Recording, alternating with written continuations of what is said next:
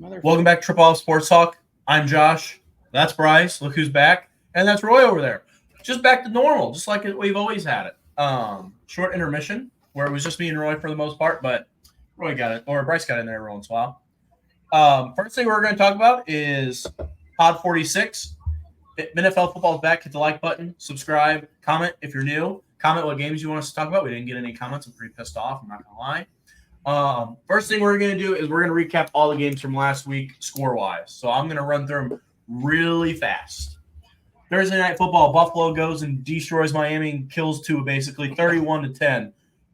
Then the noon slate, Tampa Bay upsets Detroit in Detroit 20-16. Called it. Green Bay survives without Jordan Love 16-10 over Indianapolis Colts. Jets, Rodgers gets his first win as a Jet 24-17 over Tennessee.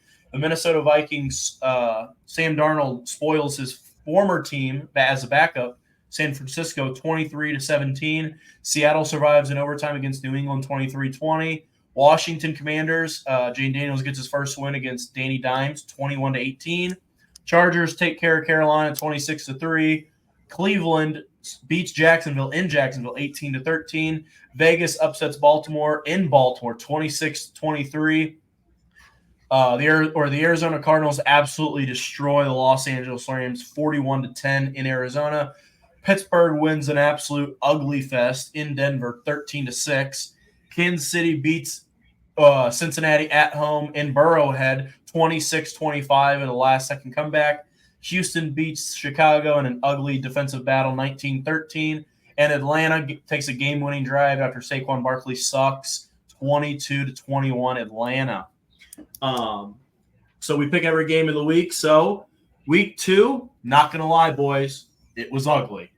I think this is the first time we have had nobody have a positive record choosing games this week. Anyone? Brice did finish in first, 7-9. Good start. Me and Roy both one game back, 6-10. I mean, that's was ugly. that Tampa game. That's ugly, yeah. You could have had a really better week. You could have went even if you wouldn't have chosen Bears.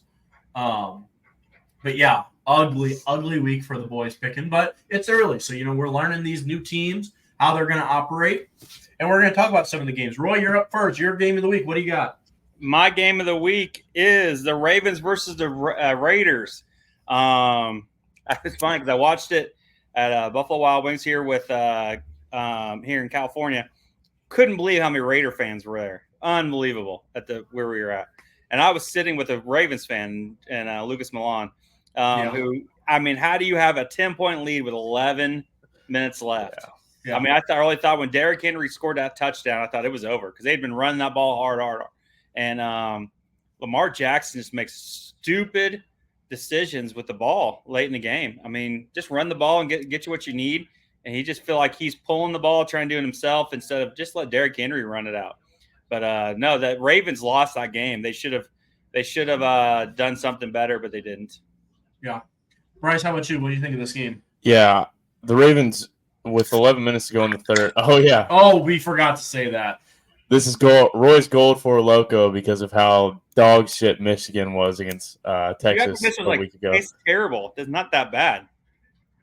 You're an alcoholic. Roy, the first 5 sips of a Gold Four Loco don't taste too bad. Wait till you get about a third of the way through, they start to really taste bad. I mean, he's gonna slam this Four Loco. Oh my god. Yeah, that one didn't taste very good. It's not as bad as like Brice. You can keep going, Brice.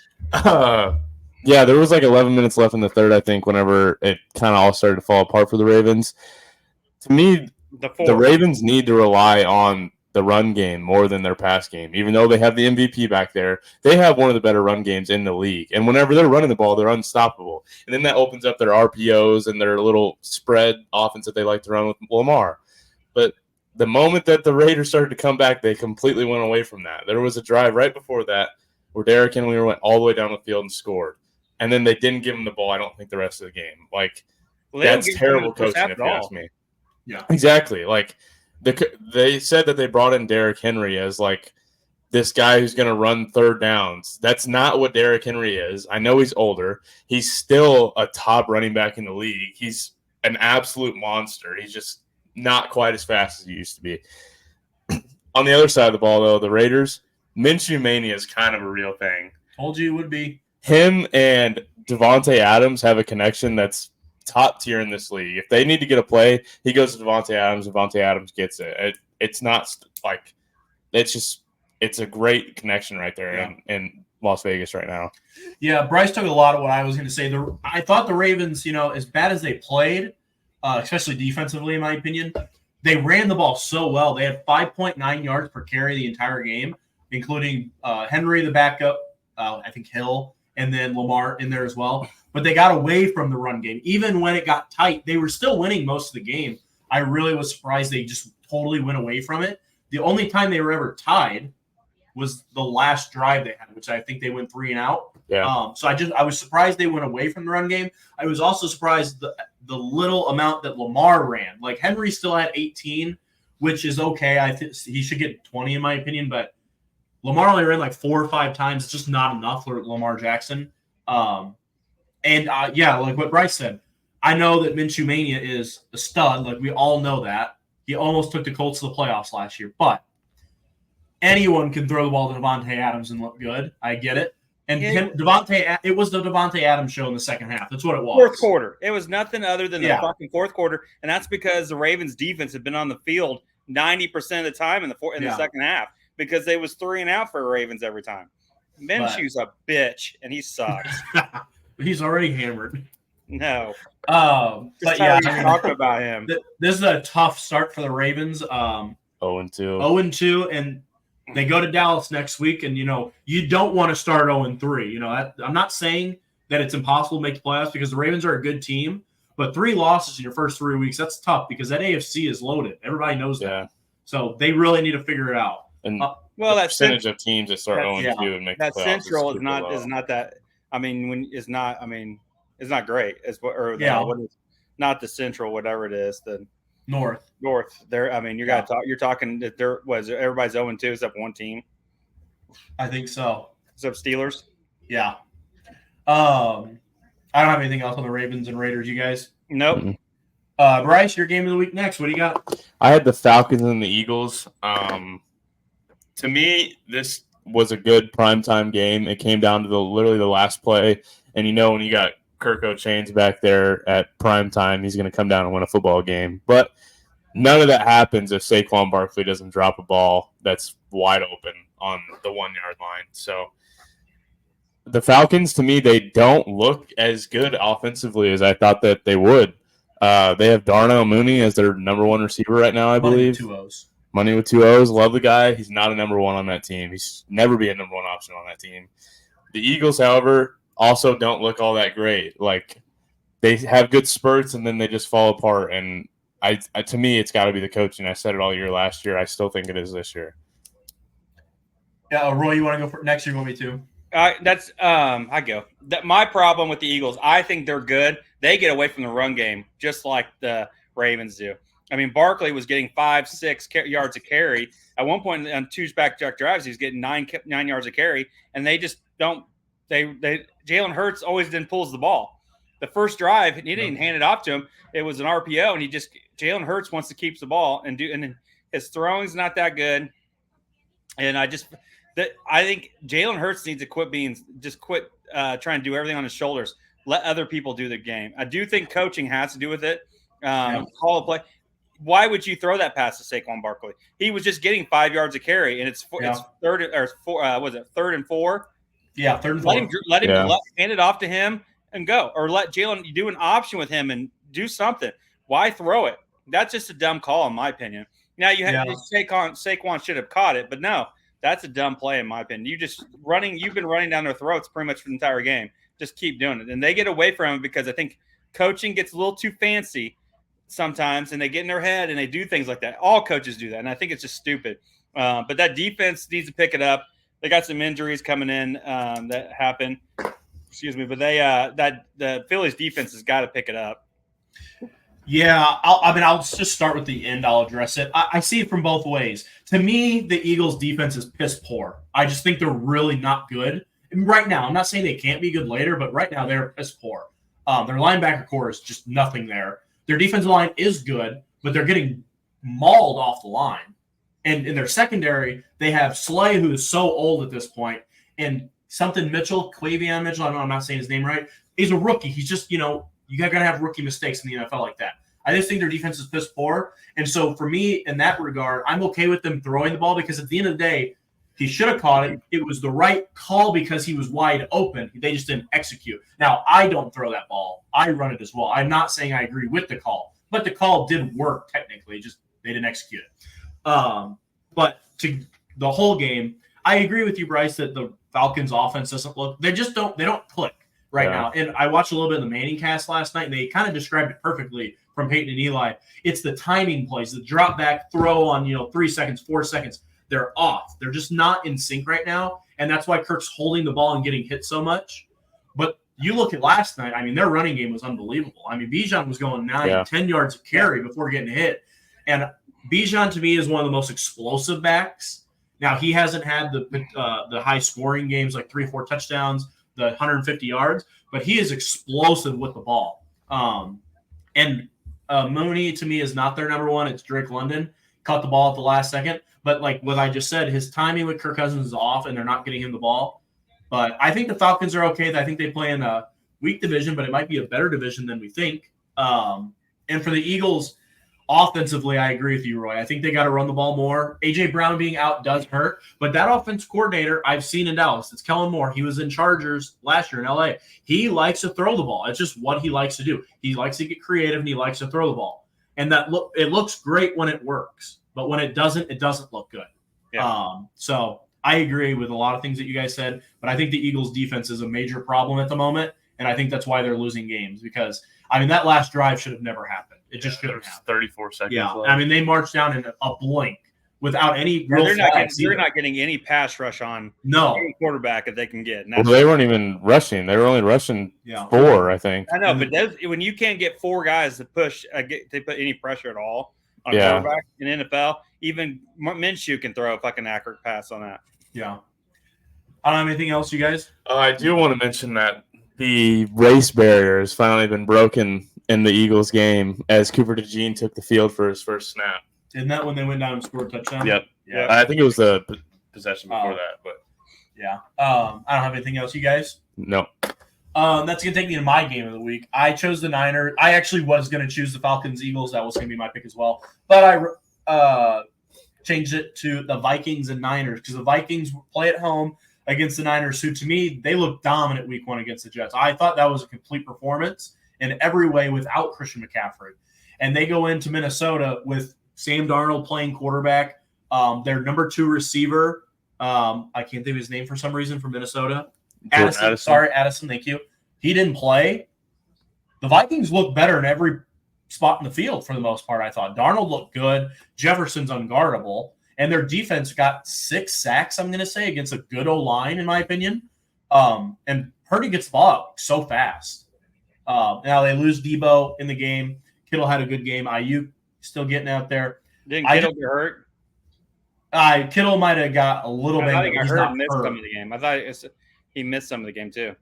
He might have, but he didn't. He's not like out. Like Debo is out for a few weeks, they said. But Kittle's, he's fine.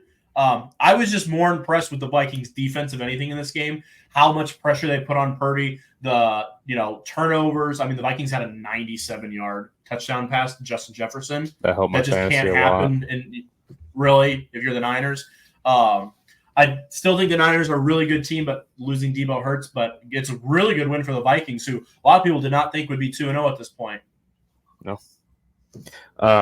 Yeah, I mean, I was saying at the beginning of the year, I still think the NFC North is the best division in football. There isn't a team in there that I think isn't capable of winning every single game that they play in. And it just shows with the Vikings. I mean, Sam Darnold just obliterated the NFC champions of last year and made it look easy. I mean, he's been a backup for how long? And then the other thing I wanted to talk about is the Panthers and their QBs and how they've had Sam Darnold and Baker Mayfield both, who they just thought were terrible and got rid of. And now both of them are 2 of the better quarterbacks in the NFL right now, playing on Tampa and the Vikings. Just tearing it up. So they clearly don't know what they're doing over there in Carolina. That's probably true about Carolina. But no, it's Vikings, Sam Darnold. I mean, what they're doing a great job of protecting him. And then he's got some weapons on the outside and run the ball well. That's what success in football. And Sam Darnold probably has found himself a comfortable position of what he needs to be in, because that's what he's been in some weird, been in different places, and he just never. I mean, he was in San Francisco. I mean, he's been with the Jets, and he was just the backup of the Jets. He was supposed to be the star, and he couldn't do it. It's just he's finally in a position where he can succeed, and that's where he's doing well. And that defense, I feel like, is just better than I thought it was. They're flying around. Yeah, I think they're a lot better than what I thought. Now they did struggle against the 49ers. Purdy, when you get pressure on him, he just struggles, and that's what they did, and that's what they're really good at. And I've actually been impressed with the way Minnesota's playing. I thought there's no way that San Francisco was going to lose this game. But hey, good job. Yeah. I don't have anything else. Brice, we're going to talk about your team now. We each have a game of the week, and we're going to add the teams. Brice's team, obviously the Bears talks about it every 4 hours. They go to Houston for Sunday Night Football, first primetime game for number 1 pick Caleb Williams. Texans win 19-13, kind of in a defensive battle. What do you think, Brice? We'll let you go first. To me, This isn't a terrible loss to me for the Bears. I expected them to lose this game. The Texans are a really good team, but I'm very happy with a 19-3 score, especially with us having the ball at the end of the game to win it. We have a rookie quarterback. He's going to make mistakes, but the biggest thing that really concerns me is we have absolutely no offensive line. I mean, our best offensive lineman from last year, Darnell Wright, he looks like fat to me this year, and like he gets off the ball slow and literally doesn't touch people as they go by him on the edge. So it's pretty hard for a quarterback to succeed in the NFL whenever his first introduction to the NFL is getting pressured 37 times on like 40 dropbacks. That's just insane. And people are trying to blame him. I mean, he had the quickest release time in the whole NFL this week and also had the most dropbacks, or also had the most pressure on his dropbacks. But on the bright side, I think the Bears have a clear number 1 defense in the league at this point. They didn't let Texans score more than a field goal, and 1 touchdown in every single field goal that they did score was 49+. I will take that every day from our defense, and we're looking unstoppable on defense. So if Caleb Williams does come around, this team's going to be a good team this year. Yeah, I'll go next. I take a few Roy's things. Got some shit to say. Me and Brice text like a lot unstoppable. Yeah, I mean, me and Brice text a lot in this game. That offensive line played effing piss poor, dude. It was bad. I mean, it was bad. And I text Brice this. They've invested on the offensive line. It's not like they've got skill position players. They've invested it, and they're just patching it together. So they really need to figure it out, which I thought last year they didn't play as bad. So I think they just need to, learn some protections. Maybe Caleb Williams is giving wrong protections. I mean, he might be getting disguised, and he's giving, I'm not saying it's all on the offensive line, but they need to figure it out. The only thing that I saw with Caleb Williams, he is under pressure the entire game, is, the very last play of the game was a good example. He throws one down the right sideline, and DJ Moore keeps running. It's the back shoulder. It's the fade. It's the certain plays that are kind of like options, I'll call them. Yeah. Like you have the option to go deep or cut.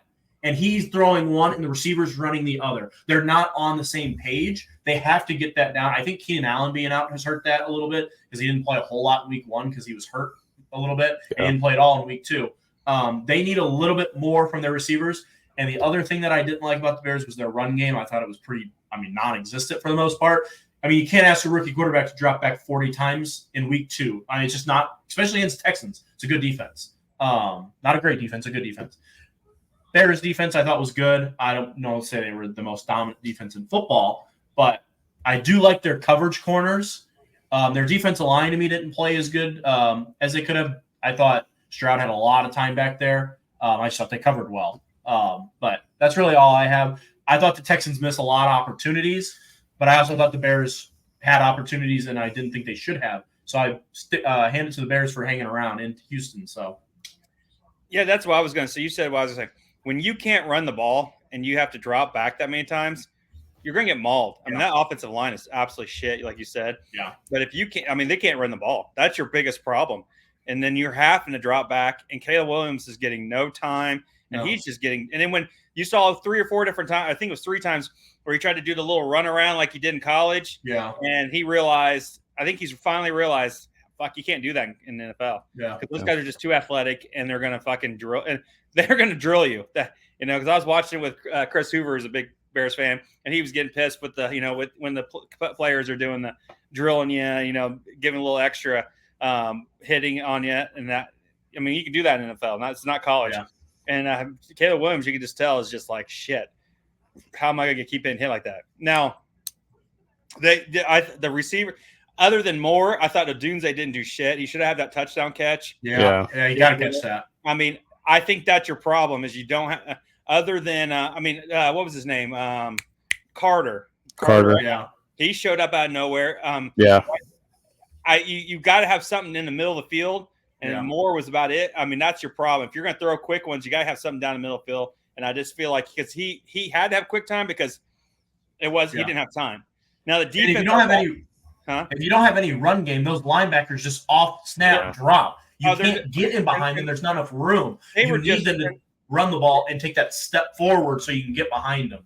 I mean, there were several times where the nose guard and the defensive tackles were just pushing your linemen all the way back to the quarterback to maul them more. I mean, it's just they got to fix that up.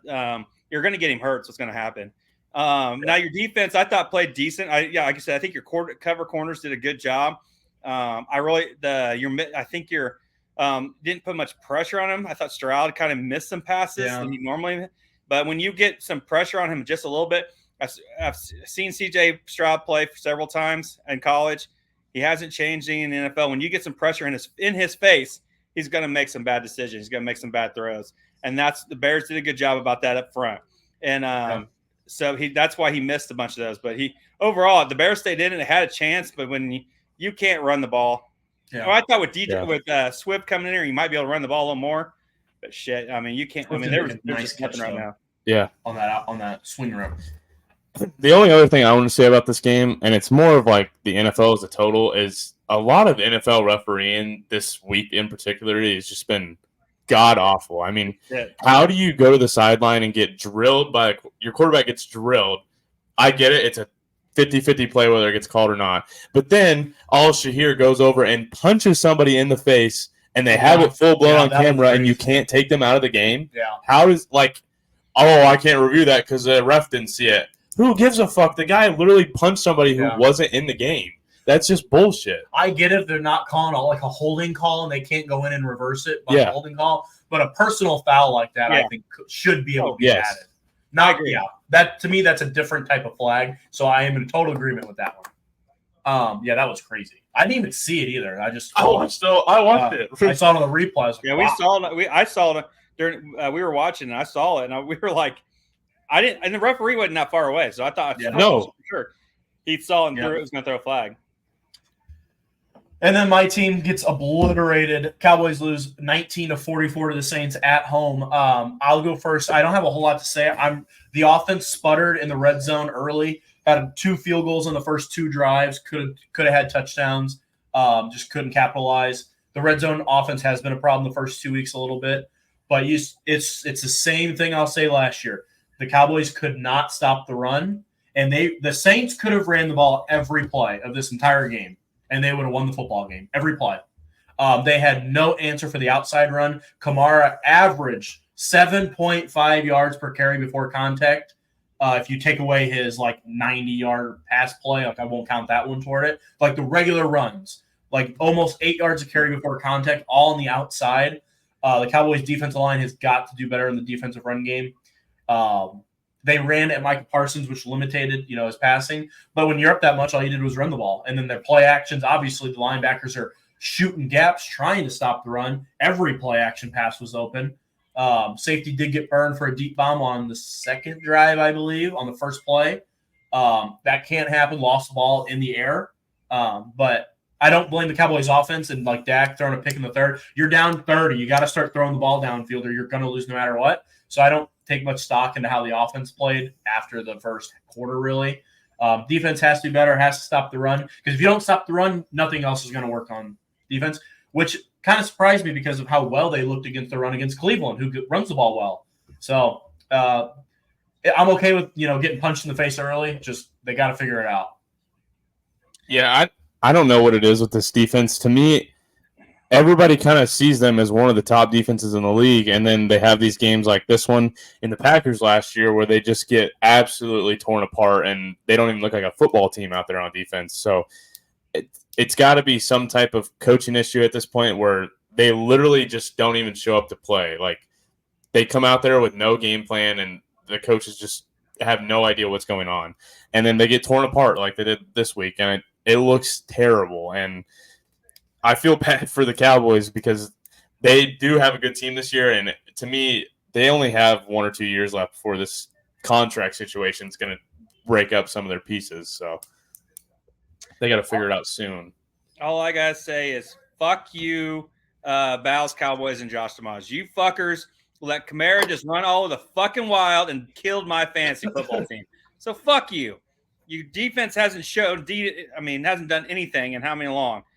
I'm so tired. And Dak, you suck too. So fuck off. The Cowboys are just. Roy, you want to hear something even better? What? I faced Alvin Kamara in fantasy and I won. How the fuck did you win? You had 4 touchdowns. Because I had every player in my team score 22 points or more. Everyone. I just got screwed. I had a killer week. And I was down. I'm not joking. You can ask the player, Kentucky fan Blake. That's who I faced. I was down 0.1 until Drake London caught that touchdown to win the game. I went over. Gosh. So yeah, I was winning by 4, and then Caleb Williams threw an interception, and I lost by 0.2. Yeah, Caleb Williams got. If any of my fantasy league members are listening, Caleb Williams will be getting dropped this week. No, Dallas sucks. I mean, you guys have this one game every so often, so yep. Might as well they do this every year somewhere. So last year was in the playoffs, so yeah, tough time to do it. Okay, I think that's going to take us. Those are our recaps. So I think we're just going to move on to week 3, pick our picks, and move it on. We're going to open up. The New England Patriots go to MetLife to face the Jets. I'll go first on this one. I actually think this game's a little bit closer because the Niners ran all over the Jets week 1, and the Patriots have ran the ball pretty well the first 2 weeks. I think this game can be closer, but Aaron Rodgers is still a gunslinger, so give me the Jets. Yeah, I'm going to take the Jets as well. I mean, this is going to be closer than I really thought it would be. I really thought the Pats would be bad, but I'm going to take the Jets too. I just the Pats, I had them win last week. They should have won, but I'll take the Jets. That'll take us to the noon slate for Sunday. The New York Football Giants go to Cleveland, and the Rapist is going to get a win again. Give me the Browns. Yeah, I agree. Even though I don't want to pick the Rapist, you got to go with Cleveland in this game. I mean, how do you go with the Giants? I mean, they flat out fucking suck. Yeah. I really couldn't believe they couldn't beat the Commanders. That was bad. Go with the Browns. Yeah. Green Bay goes to Tennessee without Jordan Love and face the 0-2 Titans, who haven't looked great, but they also hung around in both games. I'll let Roy go first on this one. I am going to go with the Titans. I mean, the Packers are good, but I mean, I think Titans are hang in there, and Will Levis usually ruins the game for him. Yeah, I think he'll get this one. Bryce? I agree. I'm actually going to go with the Titans as well. And something we didn't talk about that I forgot to mention is in the Green Bay game when the center threw up on the football and Malik Willis decided not to throw the ball. I've never seen that before. Well, there goes my sleeper pick. I'm also going with the Titans. I kind of thought that was a shock, but we're all in agreement there. The next game, the Chicago Bears go to Indianapolis to face Anthony Richardson in that bazooka of an arm, dude. I mean, that thing has to be studied how far he can throw the ball. I'm going to let Brice go first because I already know his pick. I'm going to take the Bears. I think that the Bears defense might have 3 picks against Anthony Richardson, how wild he throws the ball. And then I'm going to let Roy go next because I already know his pick. Fuck no. I have to go with the Bears. I don't want to. Oh, I like the Colts in here, dude. Oh, my. Well, I am not going with the Bears. I'm going to go with the Colts. That bazooka of an arm. I know Jalen Johnson can guard from sideline to sideline and from the line of scrimmage to 50 yards. but he can throw it even farther than that. I'm going to take the Colts just because. I was really thinking Roy would. I can't believe he didn't. That's a former team, too. I'm about to throw up. I'm throwing up in my mouth saying those words. That's just the Gold Four Loco. Now? No, Not tasting good now? No, it's fine. I'm about done. I believe you. About to crack the next one open. I will. No, you will not. Yes, he is. That was the bet. Not in this episode. Make him do the next one. Why? Because then you get 2 episodes of him doing it. Why would I? I'll just drink more beer at the next one. Oh, God. Houston 2-0. Go to Minnesota, who's also 2-0. I'm going to let Brice go first on this one. I'm taking Houston in this one. I think that they might have the best offense in the whole league, and I think it's going to give Minnesota's defense fits. Yeah, this one's close. I mean, my gut tells me Houston, but, man, the way that Minnesota's playing, especially they get this one at home again. They also have injuries in Minnesota right now. Jetta's even playing in this game? I'm sure he's playing. It's Jetta's. He doesn't care. He just got paid. I am going to go to the Texans as well, but I could see another upset here. Roy? Yeah, this is a tough one. Because I've been surprised by how good that defense has been by Minnesota. Yeah. Who'd you guys go? You went with who? We both went Texans. I'm going to go different. I'll go Minnesota. Okay. Next game on our list, the Eagles, after that upsetting loss. I wasn't too upset. Go to New Orleans, and I'm going to be honest, I'm riding with that Saints. They're on fire right now. That offense coordinator, I know I didn't talk a whole lot about the Saints when I talked about the Cowboy game. That offense coordinator is, I don't know if you guys know who Gary Kubiak is. It's his son. Yeah. I mean, every button he's clicked has worked, and that Eagles defense to me is not good. Give me the Saints, even though Derek Carr scares me about screwing it up. I'm also taking the Saints. Derek Carr has led them to a score in every single drive in the first 2 games. They haven't punted once. Except for his pick in Dallas. He did throw a pick. Really? Yeah, it was tipped right through the guy's hands. Okay, still their offense nobody was watching it. Unbelievable. Yeah. So, Roy? I'm going to go Saints too. I mean, how can you pick it with him right now? I hate Derek Carr. I do too. He's a piece of shit too, but for some reason he's red hot. The LA Chargers go to Pittsburgh. Roy, I'll let you go first. I'm not going against Harbaugh. Go, greatest coach ever. Go Chargers. Brice? I am going to take the Steelers against Los Angeles. I just don't think that they have the offense to get through it. And Justin Fields has been playing really well in Pittsburgh right now. Yeah, I'm going to go Steelers. As a memory? No. I'm gonna go Steelers as well. The only reason I think the Steelers win this game is because I know that J.K. Dobbins won't be running free. Oh my heaven's sakes, won't be running free. So give me the Steelers. Next game, Broncos go to the Bucs. I don't think this one's close. Give me Baker Mayfield to put a flag in the middle of the field again. Bucs. Yeah, right. I'm taking the Bucs with the spread, even though it's 6.5. Definitely will win by at least a touchdown. Baker Mania, baby. Bo Nix will probably throw about 4 interceptions, and fumble the ball maybe 3 times. So I'm gonna go Bucs. This game is gonna hold a little bit more value to me. Panthers go to the Raiders. I'm gonna let Roy go first. Are you gonna go with Andy Dalton? Because I am not. As much Andy Dalton is starting. I know Andy Dalton. As much as I fucking hate Minshew, the cat guy. I cannot stand him. But I'm going to go the Raiders. I actually love Gardner Minshew, and I fucking hate the Red Rocket. I literally got 5 feet away from him one day and almost swung on his bitch ass. I'm taking the Las Vegas Raiders every day. Yeah. I also that me and Brice do not agree on a whole lot of favorites. We do have an agreement about the Red Rocket. We are not big fans of them. I will be in attendance of this game. I will be wearing a Raiders shirt. So if anyone wants a picture, I will be wearing a Raiders T-shirt. If somebody recognizes you at that game, and I'm sure they will. Not like one of our friends. Oh, I'm sure someone will recognize this podcast reaches Vegas. If you get a picture, I will give you $100. Reaches Vegas, yeah. I will give you $100 that you have to put on a roulette. Randy over there. What? If somebody recognizes you and takes a picture, okay, I will give you $100 to put on a roulette table. I'll just pay someone $50 to do it. No. But yeah, I'm going to go with the Raiders. I have Devontae Adams on my fantasy team, so I am going to be rooting pretty tough for the Raiders. Plus, I kind of, when I bought these tickets, I was like, I'm going to root for the Panthers. I said, but I don't know if I'll leave that stadium alive if I do, so I chose not to. Plus, I'm going with the Raiders fan. Going with a Raiders fan, so I'll root for him for a day. Next game, Dolphins. Ooh, I can go first. Miami Dolphins. And Tua is on IR. Will not play for the next 4 weeks. Go to Seattle. I don't think this one's close. Give me Seattle. I'm also going to take Seattle. As of last week, the former dead man killed Damar Hamlin, killed Tua Tagovailoa. I'm pretty sure it's a ghost out there. Yeah, so I will take Seattle as well. What the fuck are you talking about? I will go with Seahawks too. I mean, you can't go. What was it? Skylar Thompson, Yep.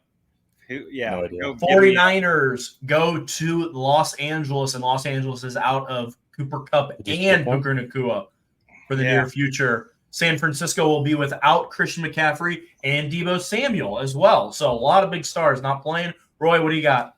This is a tough one. We talked about going to SoFi for this game. Tickets were $500, so we said no.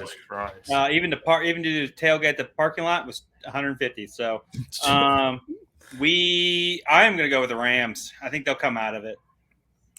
Brice? I am not. I think they just are missing too much of their offense. And San Francisco still has a great offense, missing their 2 best offensive players. So I'm taking San Francisco. I want to take the Rams, but I'm just too afraid of the receiving core not being able to get the job done against San Francisco's defense, who isn't really hurt too much.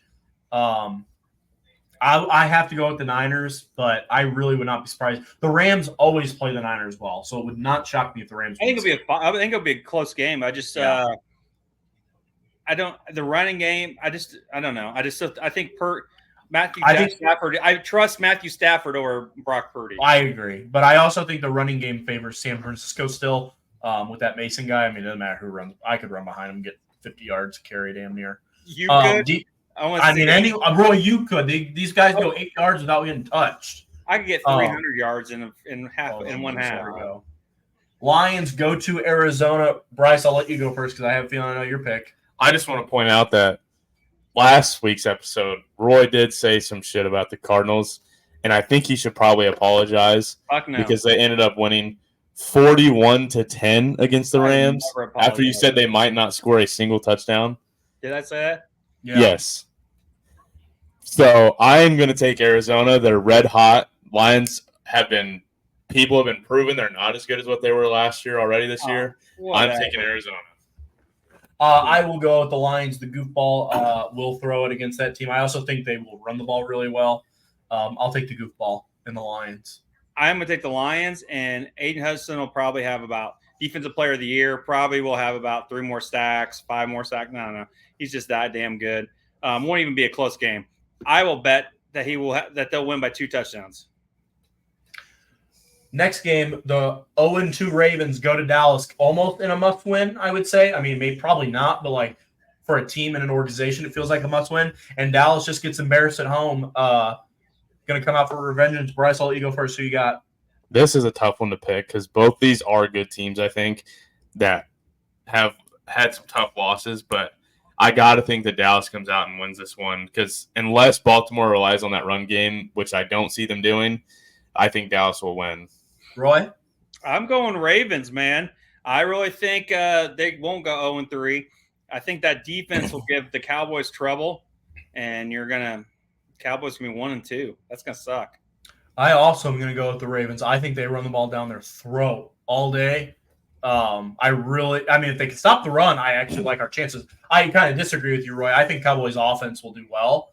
I have to see them stop a run. I mean, Derrick Henry and Lamar Jackson. I mean, Alvin Kamara looked like he was 20. Lamar Jackson might have 300 yards rushing the way I look. So I'll go with the Ravens, but I hope I'm wrong. Sunday Night Football, Chiefs go to Atlanta, and Kirk O'Chains is going to be dripping. On prime time.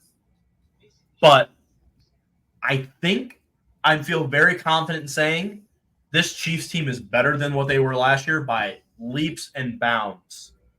Give me the Chiefs, unfortunately, even though I want the Falcons to win. I'm going to say that even though the Chiefs have a criminal out there running receiver and literally have every single ref blowing them the whole game, I'm going to take the Chiefs because you can't stop the refs in any game that you play against them. I'm going Falcons. I like it, Roy. Roy's hammered. Yeah. No, not even close. I feel great. Monday Night Football. I just think that that Kirk Cousins can throw against that team. I just don't know if he'll have enough time. Monday Night Football, we got a doubleheader. First one, Jacksonville goes to Buffalo. I'll go first. Buffalo's looked really good. Jacksonville has played like shit both games. Yeah. I do think the Jags bounce back. I do think the Bills throw a dud eventually. Give me the Jaguars.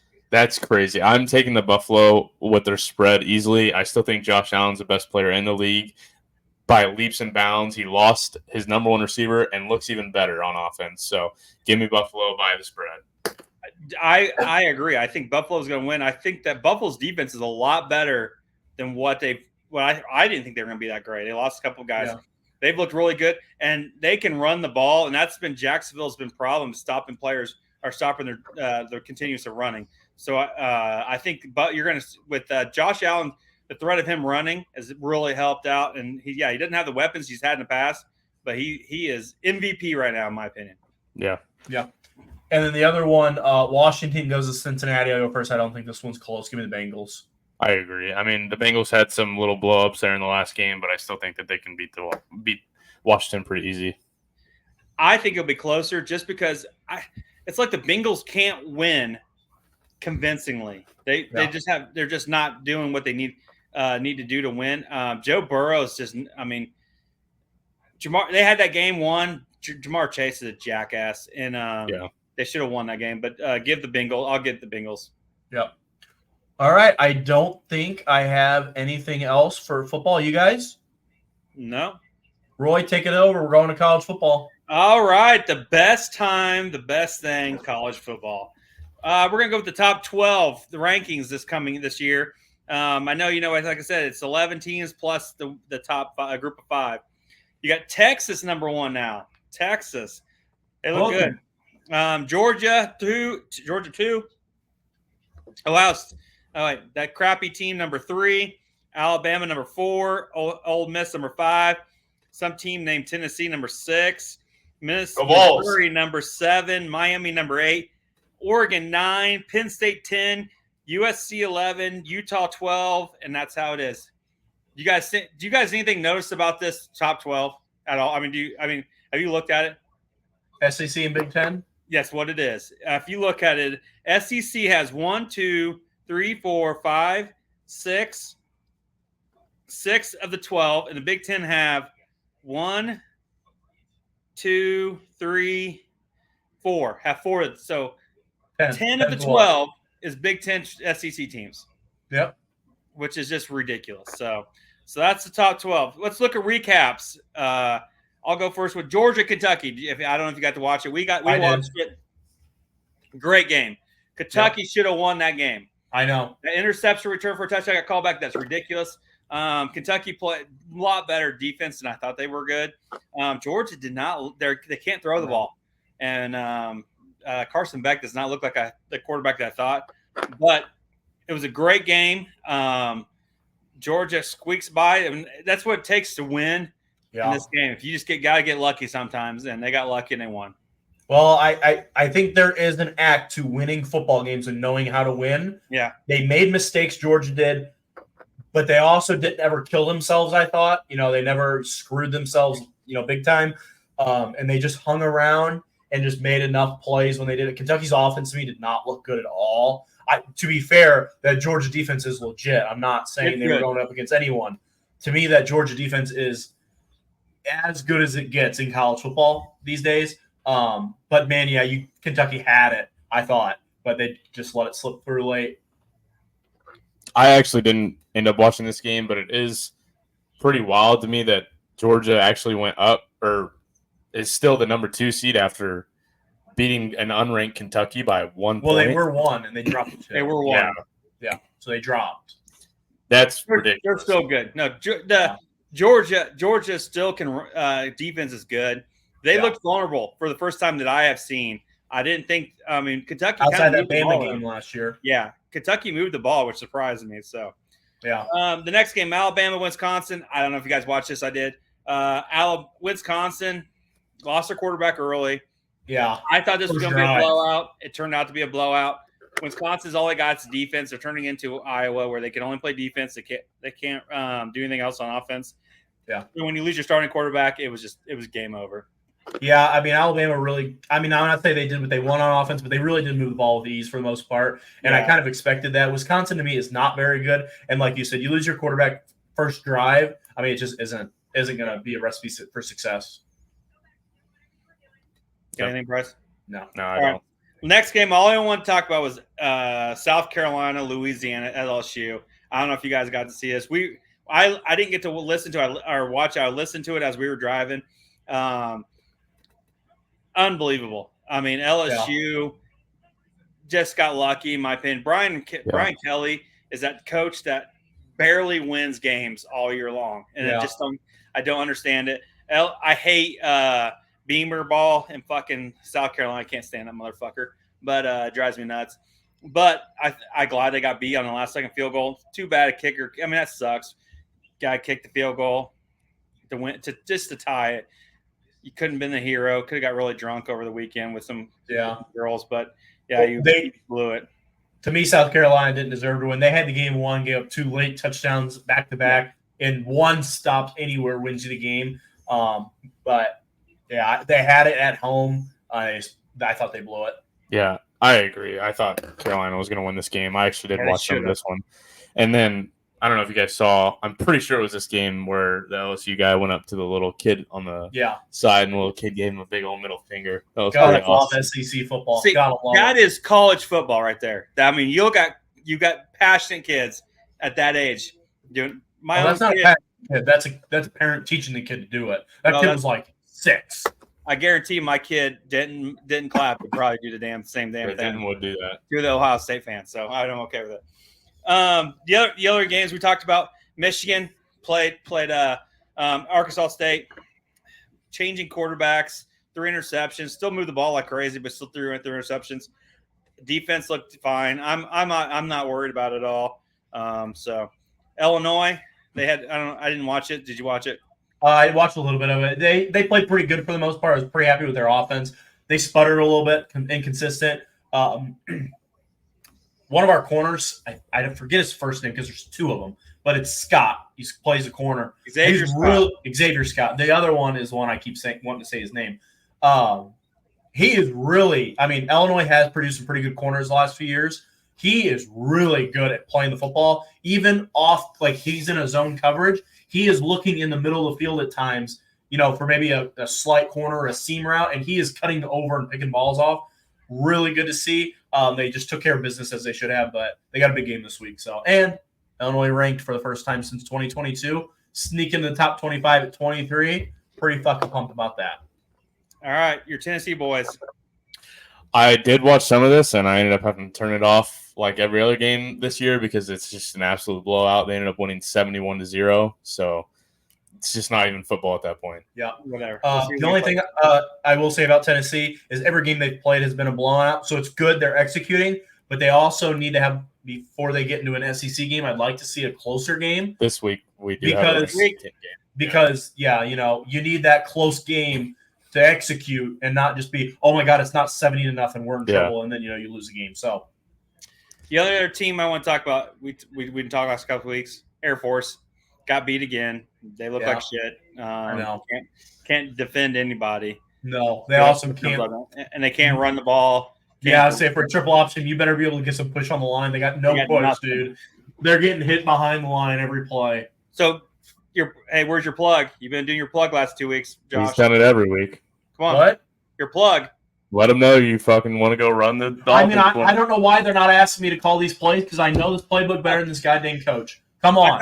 I thought maybe you would say, hey, when are you going to let us come broadcast the game? I mean, I don't know why Air Force hasn't called to have us out. We could come, do a podcast, give it through the Air Force portal or something, have a link, go into the locker room, maybe give some wisdom. Since we're actual Air Force members, these guys are just cadets. They're not even really Air Force members yet. And I could teach them a thing or two about this damn playbook. So, Air Force, if I don't get a call in the next couple of weeks, just know that I ain't re-enlisting. So, there you go. Oh, okay. Unless there's a bonus, then we'll talk again. All right. The only other thing I want to talk about this last week, I don't know if you got to see it. I put it on there. Make sure you saw Indiana versus UCLA play. Did you guys see this? No. So you have to look it up. A flag is thrown. A defensive end sacks the quarterback, all right, and gets flagged for roughing the passer. Sacks the quarterback. I mean, literally, jumps on him, sacks him, flag for roughing the passer. You have to look it up. Okay. I've never seen that happen in my life. Did he hit him high or something? No, just a normal. Just grabbed him, land on top of him. If he lands on top of him, that's an NFL rule, not a college rule. Yeah, it's not college I was thinking the same thing. They said he drove him into the ground. He landed on top of him. That is like the NFL rule. That is an NFL rule. The NFL, that is a rule. I've never heard in college. But I've never seen it as a sack. Like you're actually sacking. I mean, that happened last year like 2 or 3 times in the NFL. It's such bullshit. I mean, Indiana beat UCLA. UCLA sucks, and it was a pointless game. Well, they lost all their coaches, so. But it was you have to look this up. It is ridiculous. Yeah. If you're calling roughing the passer on a fucking sack, it's bullshit. So, all right, this week there's only a few ranked games, which happens to be all of our favorite teams are ranked games. Except for one, Oklahoma State, Utah. I don't give a shit. It's packed. It's Big 12 football. Who gives a shit? It's going to be a high-scoring game. Oklahoma State is going to try to run the ball. They have a good offense. Utah is probably a better team, though. Utah's got better defense, so. Yeah. But that's the other ones. We'll start with Illinois, Nebraska, Friday night football. Friday night. I'll tell you what. I love Saturday day games. Like, that's college. I get it. Friday night under the lights does hit pretty nice. I'm not going to lie. I watched this. Cool. They actually did this like 4 or 5 years ago, except it might have been in Nebraska, but Illinois lost to Nebraska on a Friday night game. This year, Illinois is not going to lose. They are going into Nebraska, and Illinois cannot run the ball. They can't, but they're going to throw it. And I know that freshman quarterback Raiola, or Mahomes, I don't know which one is actually playing, is going to throw picks to Xavier Scott. It just is. And Illinois is going to win a defensive battle in Cornhusker land, and it's going to piss Nebraska off because they think they're the greatest team in college football this year. So, book it. We got a big Nebraska fan that watches this. And Illinois, I will give this. Who's a Nebraska fan? Illinois plays on the road. Call me Nebraska fan because it's hard for me to like Nebraska because your coach is a fucking dumbass, and I can't rule. It just drives me nuts. There's 4 teams I hate in college football. Ohio State, Michigan State, Notre Dame, and Illinois. Can't like any of those 4. But what the hell? Oh, because I have to deal with Illinois fans like your ass all the time.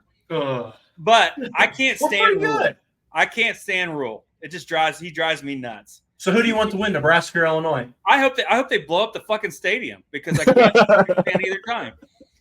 You're rooting for Illinois. We're going to be in Dodger Stadium for that game, but I will probably still watch it on my phone just because I can't stand either team. So, but good luck to Illinois. Good luck, all you fucking Illinois fans. So I hope you win. So then Illinois, when Michigan comes to play Illinois in a month, we kick your ass. So, yeah, because that quarterback isn't going to throw one to Xavier Scott. Who is it? Your quarterback. Oh, no, we changed quarterback. I think he's completed more balls than the other team than his team. We'll talk about my team here in a minute. Okay. Tennessee, Oklahoma. Tennessee finally plays somebody. Yeah. Yeah, I can't wait for this game. They finally have a ranked opponent. It's going to be a good game, and I think you see Tennessee pretty easily Oklahoma and break into the top 5 ranking this week. Well, I want to say this Jungle Juice is shit compared to that gold. No, you're probably just on your second one. No, this is shit. So I want to talk about Tennessee, Oklahoma. Oklahoma's actually, I don't feel like is that good.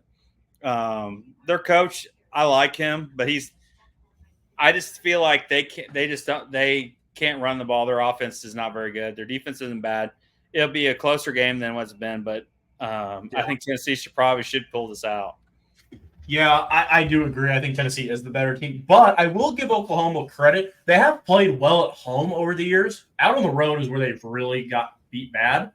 But I do think Oklahoma can keep it close since it's at home. But I still do think Tennessee is better. So I will agree that Tennessee wins. All right, the last game, since Air Force doesn't play this week. Thank God. I will be in L.A. for this game, even though it happens to be Ann Arbor. USC, Michigan. And I am going to a USC bar. Found one. I am going. Wearing my Michigan. Roy's gonna get his ass kicked. I hope. So I cannot wait for this game on Saturday. It's and the best part. It's a noon game here, which is ridiculous with this time change. So I can't wait. We're new quarterback Orgy, who I've been waiting to. We need to do more because he does the RPO way better than Warren does, and he can run the ball. I can't wait. I actually think Lincoln Riley's defense has never been good. This will probably be a high-scoring game, which is going to suck, but it'll be good. I can't wait. Michigan. So they have officially changed quarterbacks? Yes. He announced that Orgy will be the quarterback this week. Okay, well, that makes the game closer because the other quarterback, to me, should be playing at Lincoln Land Community College. I think he's god-awful. But if they make a change, I know Orgy can run. I do think that helps. USC did win their last big game, so I'm curious to see if they can build off it, that LSU game. But where's this game at, Roy? It's at Ann Arbor. The difference is USC's defense is giving up 5 yards to carry.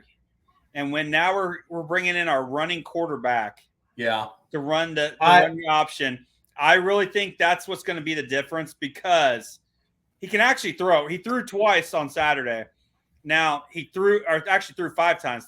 The 2 deep balls he threw, he overthrew them, but he hasn't had the opportunity. But he threw some good passes other than that. So but the running part of it will be the difference maker. When you're getting at 5 yards of carry and you have to account for the quarterback now, who is 6'3", 245 pounds, I have a pretty good feeling that this is going to be close, but I think Michigan's going to pull it out. I'm going to let Brice go first because I know Roy's going to really like what I have to say. I have a good one for this one. I do think it will come down to Michigan versus their USC's defense because I think USC is going to put up a lot of points on Michigan. They're going to have to try and match it or slow the game down with the run. So it's going to come down to that. I still think USC has a good enough offense that they're just going to put up too many points. This is Mason Miller, their USC's quarterback, his first road game ever. Yeah. True road game. I actually do like Michigan to win this game. I think that their defense can slow down USC enough. And I don't know if USC will be able to win in Michigan. I also think Michigan knows this is a must-win.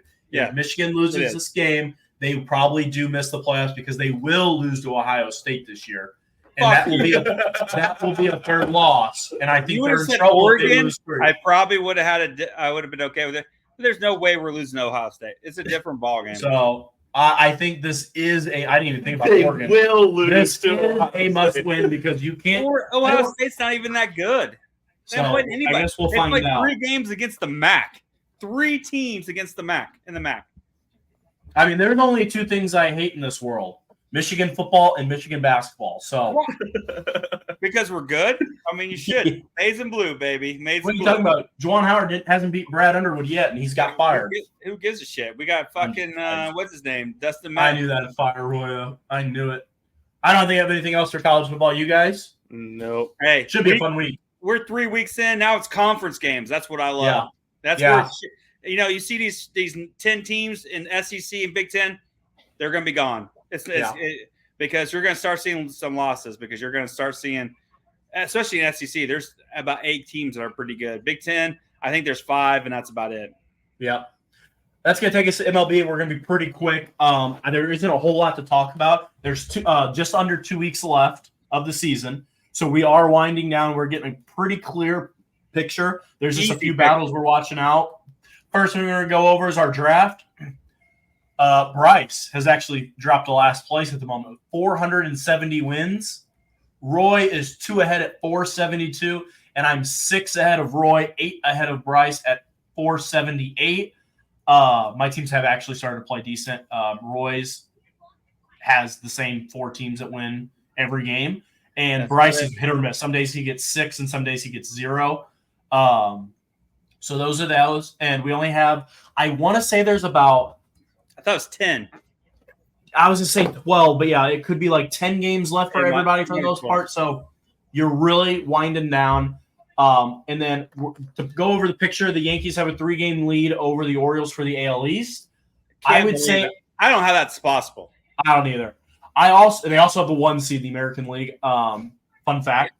On the National League and all the rest of the American League. They have the 1 seed, barely. Oh, I know. But at the moment they do. The Guardians are a half game back. But for now, they have the 1 seed. The only thing in the American League outside of positioning-wise is the Detroit Tigers have caught fire here in the last month. They are a game and a half out of the wild card, who currently is owned by the Twins. So the AL Central is battling for a lot of different things. That's really that and the Yankees and Orioles, who gets what, are really the only thing that people are looking at. The Mariners are close, but they do face the Yankees here in a 3-game set. So that's kind of what we're looking at. American League, National League. It's really only thing that you're looking at is Mets and Braves, who is the last team to get in. Outside of that, I don't think there's a lot of competition. The Orioles, I mean, they're 3-7 in their last 10. They've really struggled. Yeah. Towards it, we coming in. Yankees are actually 7-3, have improved. I think, and like you said, the Tigers play the Twins and the Royals. Yeah. At the end so they'll have their. So they've won. I mean, they just played the Royals, I think, or they're playing the Royals, or just played the Royals, and they've won the last 2 against them. And the good thing for the Yankees is the Tigers last weekend took 2 of 3 against Baltimore. I don't know who the Tigers are playing right now. It could be the Royals or the Twins or someone. But this weekend they get Baltimore again for a 3-game set. Here I'm looking right now. So the they're in a series with the Royals right now. Okay, so it went Orioles, Royals, and then this weekend they get the Orioles again. So yeah. So like you said, the Tigers are playing hot. So yeah, they're 7-3 in their last 10. I think the Tigers are going to end up making a wild card. But and who do you think drops out? Twins. I think the Twins, other than the Royals, have been. The Twins are 3-7 in last 10. So most likely it's going to be the Twins, just because they've been hot and cold all year. So I can see that happening just with so many little games left. So, but the Mariners, that's going to be an interesting series because the Mariners are they're 7-3. They're fighting. And they're playing a lot better. So the Yankees are playing better as well. I will give them that. They are playing better. Last month. I just can't believe Garrett Cole's not pitching better. So yeah. Brice, you got anything? No, the MLB season's kind of over for me. The Cubs are a little bit too far out now. Yeah. They decided that they want to beat up on the best teams in the league, like the Dodgers, but get swept by the Pirates and the Rockies. So you just can't make the playoffs when you do that. Yeah. I mean, NLL, when it comes to NLL, it's down to the Braves and Mets. We're just too far now. And I think, do they play each other? Mets can't lose. Well, I mean, they lost there for a while. I'm looking at the schedule here. Mets schedule. I'm looking at the They Braves. do. They got a 3-game set in Atlanta the Tuesday, Wednesday, week, right? and Thursday next week. Yeah, next week. So that's going to decide it probably. That'll decide it right keep there. It close. Because, you look at the Braves play Cincinnati, Miami, New York Mets, and then Kansas City to end it. I like that. In the Mets, I have the Mets up right here.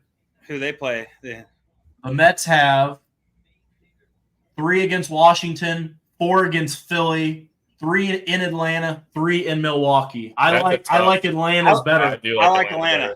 I like Atlanta more. But Atlanta is also beat up. It's not regular Atlanta either. Yeah. So think that too. But right now it's just smooth sailing to the playoffs. Fuck it. Who cares? I agree. And then once the playoffs hit, we'll recap quickly and about what's going on, and it'll be fun. So we just need to get there. Next week will be the last week that we'll do the same thing, kind of just recap what's going on, and then we'll deep dive into the playoffs the following week because playoffs start real quick. I think the season ends on a Sunday or a Saturday. I want to say playoffs start Tuesday, so you get a day break. So it'll be quick. Didn't one of them start? Then the wild card, or no? They don't do wild card. The one game. No, they do wild card. So does that start on Monday, right? Didn't they do the day after or something? Let's look. Look at schedule here. MLB postseason schedule. The AL wildcard game will be October 1st. That is a Tuesday. So that tells me They play on Sunday. Every team will get Monday off, and then Tuesday it'll kick it. So we will be podcasting on that Tuesday. You guys won't see it until Wednesday. So you'll have NL plays Tuesday too. So yep. So I don't have anything else for baseball. You guys? Nope. All right. Block of the week. 0 for 2. I couldn't believe I couldn't told you that Tua was going to. Are you going to take Dallas for? No. Whatever they play, whatever. I haven't actually looked at this. I had one in my head that I thought. Ooh, I did not like that line though.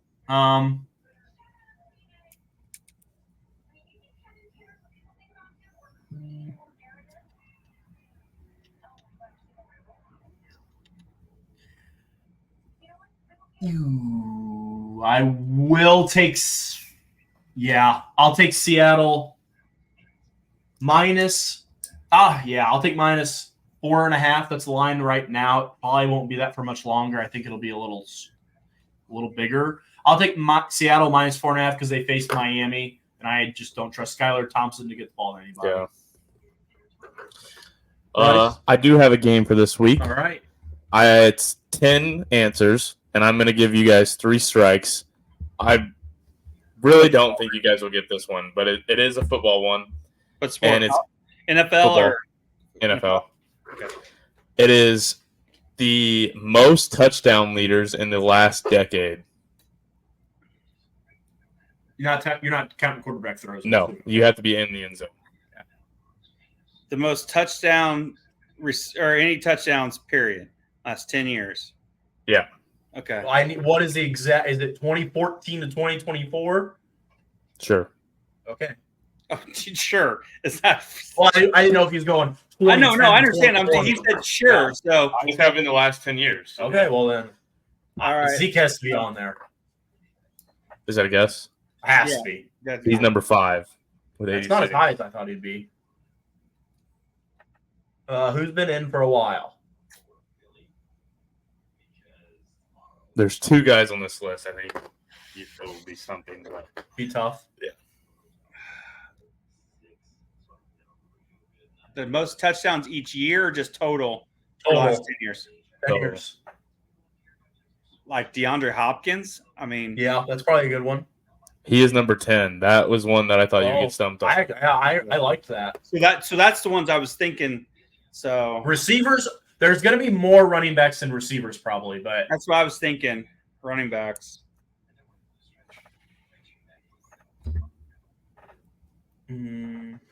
Derrick Henry. Yeah. That is number 3 with 95. Ooh, Derrick Henry's number 3. Yeah. Wow. Aaron Jones, I think gets hurt a little bit too much. He's not on my list. I was thinking, I guess Travis Kelce. Travis Kelce's number 9. Okay.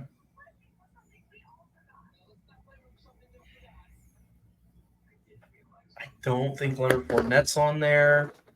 I don't think David Montgomery's on there. Hold on, I gotta put my beer down. Don't think Lamar's on there. Falcons. That's 10 years. How many we got to do? 10, 12? 10.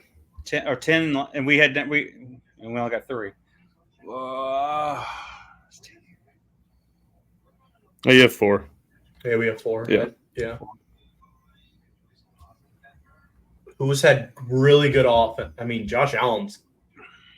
Yeah, he throws too many. He can't be. How about Jalen Hurts? I was just about to say Jalen Hurts really could be close. There's no way that he has more than DeAndre Hopkins. But he's only had like 11 touchdowns or something. There's no way he has more than Hopkins. There's just no way. What about Tyreek Hill has quite a few. Trying to think of guys who maybe have just retired.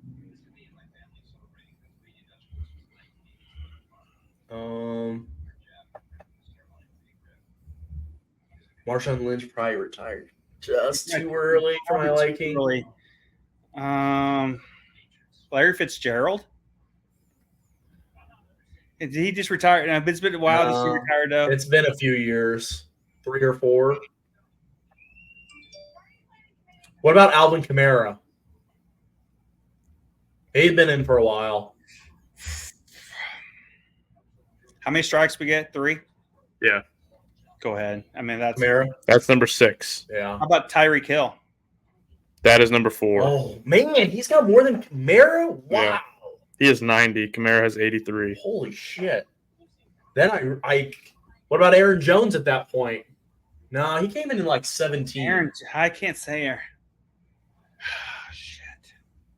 I mean, we have strikes. How We about, don't even have 1 and 2 yet. how about Dalvin Cook? I mean, how many? I don't know. He got hurt a lot. Yeah, I would say he missed a lot of time. How about McCaffrey? Oh yeah, McCaffrey. McCaffrey's number 7. Wow. Number Who the 7. hell is 1 and 2 that we're not thinking of? Shit. Yeah, I'm trying to think. 7. I mean, Number 1, I would think was really obvious. Number 2 is I wouldn't think he has number 2, but touchdowns. say he's on running the backs, list. Receiver. I mean, who is the oldest receiver and the oldest running back? I'm trying to think who's the oldest person in a fucking. He has 154 games played. Holy fuck, dude. Who am I missing? Cooper Kupp? No. I mean, I'm not saying he's not on the list, but he's not 1 or 2. I can tell you that. I don't think it's Eckler. How about Adam Thielen?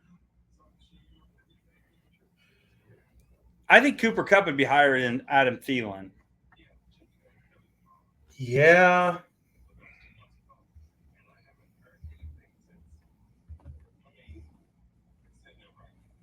I mean, we can try Cup. He missed like his rookie year. Like he really had that one really, really good year, and then the last few have been okay. Oh, I got one. Scratch this too. Julio Jones. He's not active. They don't have to be active. Oh. I'm He's thinking not active. active. active I players. thought he was on a team right now. Oh, Julio Jones is definitely one then. Julio Jones is not on the list. How is What? And I am not thinking this right. I have the top 12, so I can see if he's even top 12, and he's not.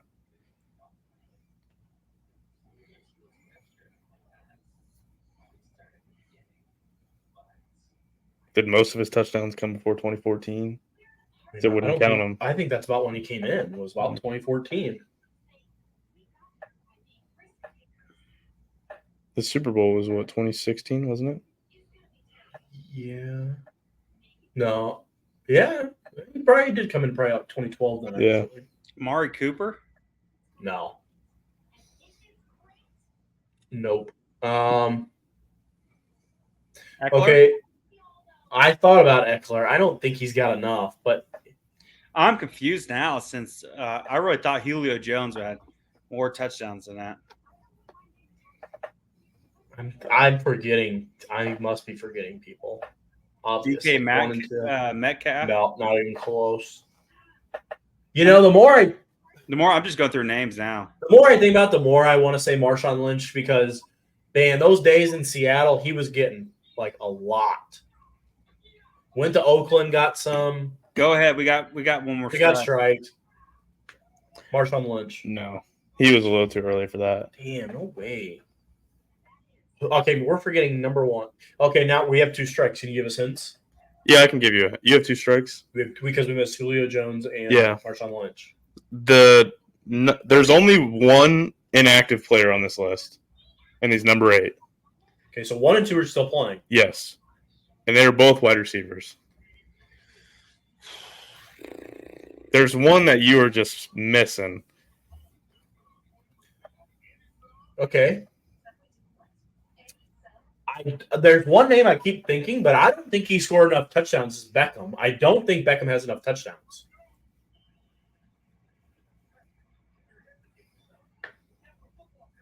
He's still active, right? Yeah, he plays for the Dolphins. He just isn't playing. Does he really? Yeah, he's hurt, but he's on the Dolphins. I just don't think he caught enough touchdowns. But then again, the years in Cleveland I just really don't get think he away. got enough touchdowns either, but I don't. But it's also 10 years of playing. But he's been hurt. I'll let you know another hint that'll give away number 1. He has had 1,000 receiving yards 10 years in a row. Oh, man, yeah. Mike Evans. Yep. Shit, Mike Evans. That didn't even cross my mind. He has I not. just forget he's been in the league so long. He's so good still. Yeah. I'm going through my head like each team, and I'm like, he has one more than the guy at number 2. Think would Godwin be in on it then? No. Mm-hmm.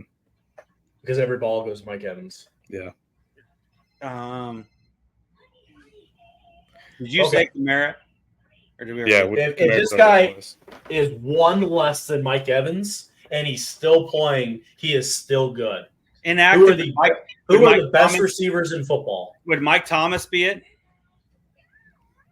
With the New Orleans, he's inactive now, isn't he? Technically he's active. He's just not on a team. Man, no way that Michael Thomas has that many touchdowns. 1 and 2 both have 96 reception touchdowns. I do not believe that Mike Evans has one more. Must be a rushing touchdown or something. He was so good for like 3 years in a row. I'm saying it's not Michael Thomas. Because I feel like if Brice saw Michael Thomas, he would say he was inactive because he is not on a team. Who are the best receivers in football? It's CeeDee Lamb. It's Tyreek Hill. It's Justin Jefferson. It's A.J. Brown, and it's not him. It's DK Metcalf. It's the only other one that I thought about.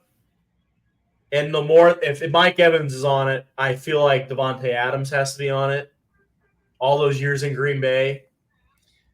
Gotta go. I thought about him a while ago, but I didn't know how many touchdowns he had. Too early, but go ahead, Mike. It's got to be Devontae Adams. It is number 2. Man, I thought about him right when we started, and I didn't think he was that far.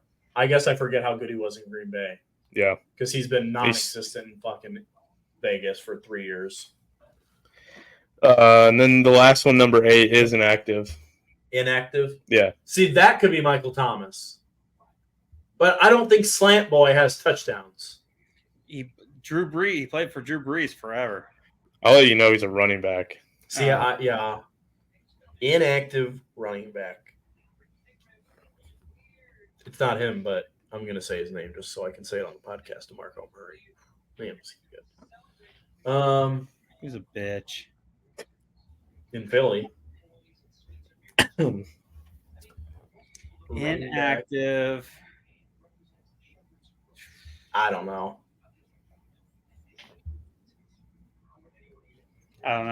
Give me a team. We're out. I don't think I can give you the team. A team. This guy hurdled everybody for 3 years. Man, that took me Zeke. Hurdler. Zeke's already on the list. So. I know that. I'm just saying, when I think of someone hurdling, I think of Zeke.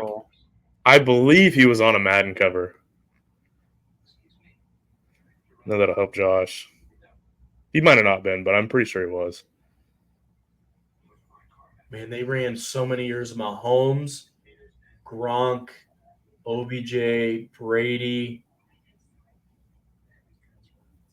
Who is it? Oh, no. It's not Adrian Peterson. It's not Adrian Peterson. Okay, then who it is? This team moved as well. I believe while he was on the team or right after he got off of it. Oh. I think I know who it is. I don't think he was on a Madden cover. I think I know who it is. Who is it? Is it Todd Gurley? It is Todd Gurley. God damn, he was so good. He had that many touchdowns? Yeah, he did score a lot of touchdowns. I didn't think of him. He did score a lot. And then fresh off the list is Melvin Gordon and Austin Eckler. I would never have thought Melvin Gordon. I would never have thought Melvin Gordon. I thought I would ask Austin Eckler. We did think of Eckler. He was all right, Roy. Podcast is long. Sorry about that, boys. Oh, yeah. So, well, I'll just go quick. I had somebody who was going to come in and do a advice or wisdom or whatever it was, but he decided to masturbate in his room. So, sorry for our listeners to hear that. So, I got no advice. I'm watching. I spent this entire podcast watching my son's baseball game on Game Changer. So, just want to say shout out to Bronx. 3 for 4 today. Awesome. 2 RBIs. Good job, buddy. Love you. God, I hope the Yankees can hit like that. Do what? I said, God, I hope the Yankees can hit like that. Yeah, 3 for 4, 2 RBIs. He did strike out, dropped third strikeout, thrown out. Can't get If Wow. that's Glaber Torres' line, I'll be a very happy camper. Hit the like button, subscribe, comment. Football's here. College football's here. MLB's almost in the playoffs. About to be a fun time. Getting colder. I'll be in Vegas for the Greatest Raiders time game. ever. Hey, Check USC fans, you ready for this? Come get Check me. out our TikTok channel. We will be posting TikToks this week probably, and we will have a little bit of content from the Raiders-Panthers game where the Red Rocket we start, unfortunately. No one cares about that. Like button, subscribe, comment. We'll see you next week. Peace out. Peace.